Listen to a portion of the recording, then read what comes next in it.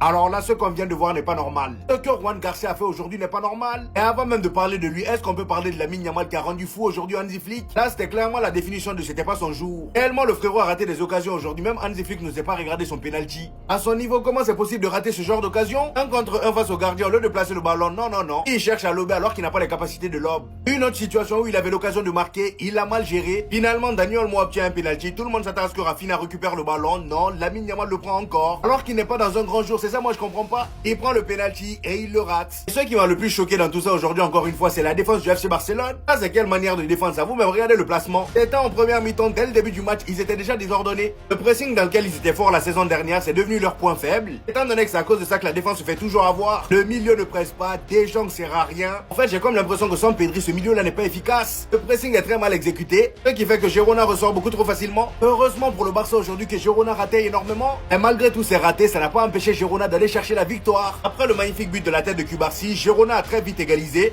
Une grosse passivité encore une fois de la défense du FC Barcelone. Regardez Gérard Martin, il laisse tout seul le buteur. Jules Koundé, j'en parle même pas. Et le Jules Koundé même est aussi fautif sur le deuxième but encaissé par le Barça. Le gars il s'est couché très tôt sur l'action. Malheureusement cette fois-ci, Juan Garcia ne pouvait rien faire. Lui qui a été monstrueux durant tout le match, le nombre d'arrêts de taré qu'il a sorti aujourd'hui. Regardez-moi ça. Là j'en parle même pas. Carrément à un moment le gars il a fait un double arrêt. Maintenant la bonne nouvelle est que le Real Madrid est désormais premier de Liga.